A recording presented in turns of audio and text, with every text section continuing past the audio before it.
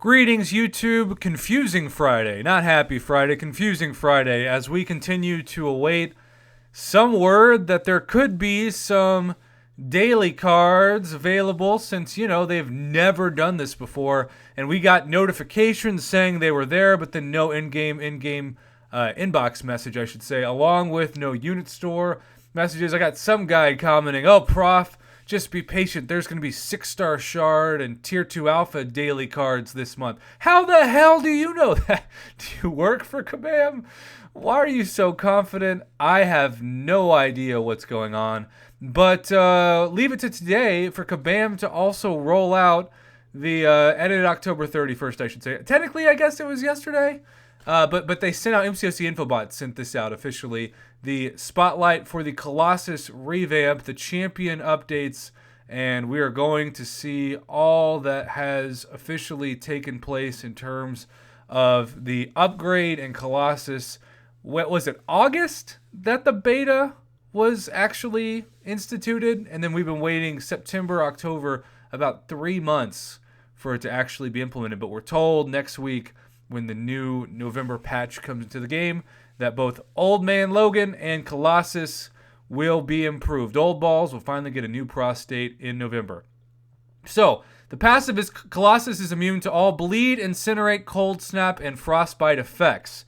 So that makes perfect sense, and before he was just, bleed immune?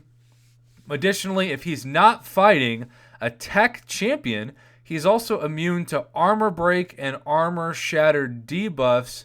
Here's to looking at you, Medusa and Iron Fist. So, I guess a good tech champion against him would be somebody like my man, Mr. Yondu. But in the meantime, that's going to suck for war, right? Like, imagine fighting a 565 Sig 200 Colossus on certain war nodes. There are just so many reasons why I'm a much happier human being now that I don't do Alliance War. And Colossus, while I think he'll be a solid attacker, he'll be a much better defender for certain BS nodes, and I can't wait to see the ones that people unfortunately find out the hard way that he's best at. Personal armor up buffs, max of 20. That's a ton, right? Unless otherwise stated, Colossus' armor up buffs provide 222.2 armor rating. Additionally, for each armor up buff Colossus has, he gains an additional 61.8 critical damage rating.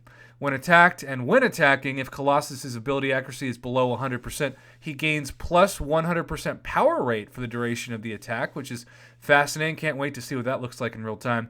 Enemy critical hits. Damage is capped at 150% of the opponent's attack rating. That is also fascinating. Not quite what we have seen in terms of some BS 1% reduction nodes, but at the same time, interesting. Probably is looking to minimize the effects of somebody like Ghost.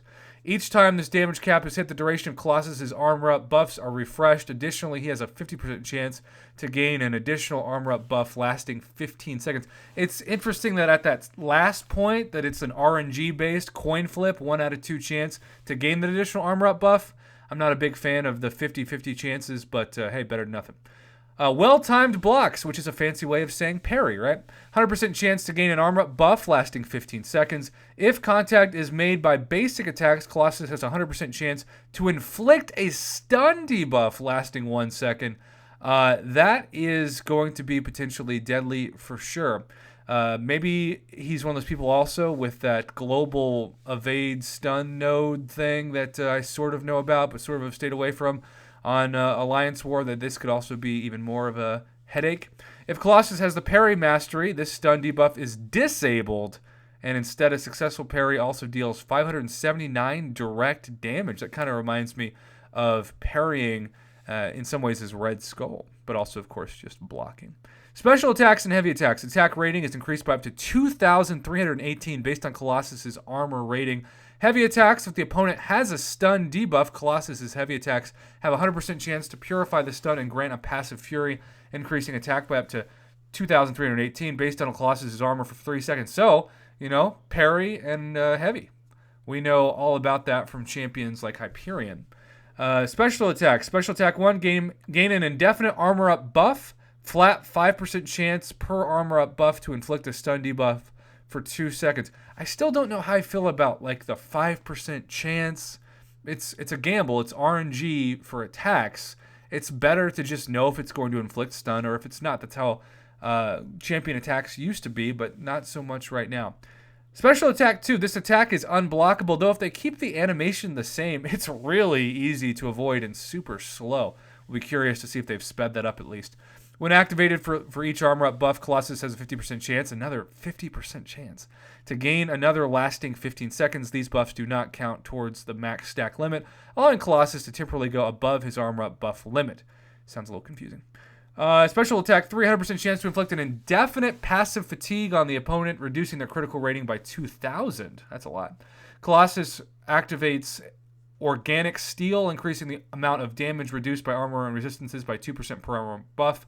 Additionally, while Organic Steel is active, Colossus is unstoppable while blocking, allowing him to shrug off attacks. Well, that should be pretty handy in terms of attacking and maybe a little annoying when it comes to defend. Signature ability, the Mighty Colossus. Passive. Whenever one of Colossus' immunities protects him from an effect, he has a 50% chance, another percent chance, to gain an armor up buff lasting 15 seconds. Colossus has a 40% chance to convert an expiring armor up buff into a permanent one. Synergy bonuses, Old Ball's Logan. Fastball. Isn't that interesting how fastballs with Old Ball? Gain a fastball fury buff at the start of the fight, granting 50% attack and 50% special attack. Both of those are plus for 15 seconds. Okay, that's pretty cool. Wolverine Old Man Logan begin the fight with 1 bar of power. Also pretty cool. Does not stack up with duplicate synergies. What is that? Cytorax Embrace? I know I butchered that.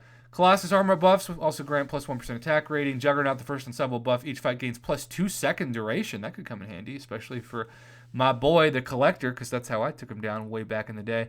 Unstoppable Colossus, plus 20% fury and armor buff.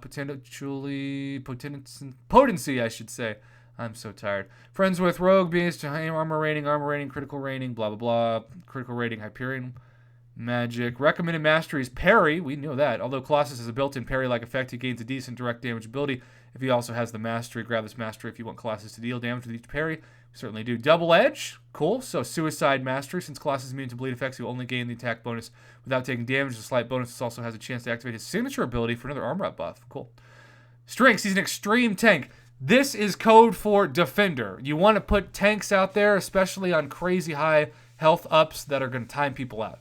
Between his many armor buffs, make it through numerous attacks that would fail other champions. He's also much more resistant to critical hits. Strong, difficult to resist damage output, as Colossus' damage output is tied to his armor rating. His parry interaction can directly counter his... Okay, relying on parry into heavy, Colossus' strongest combat loop is to make his built-in parry mechanics in conjunction with consistent heavy attacks. Okay, well, I'm fascinated, and this is coming out next week, so we'll see. We've been waiting a couple months for this. Are you pumped up for this? It feels like when I talk to people in the beta, even from my own experiences in the beta, in terms of an attacker, Old Man Logan seemed to be somebody who was more exciting to play with, but who knows? Maybe that'll be different with this parry mechanic. Either way, YouTube, please comment below, let me know, and we'll keep you updated whether or not we ever see those daily cards coming to the game in May. You'd think Kabam would want to make as much money as possible for their new game, so the fact that they would leave those out in the month of November makes literally no sense, and some people claim to know that they're actually there. We just got to be patient. So, again, keep you advised. We'll see what happens.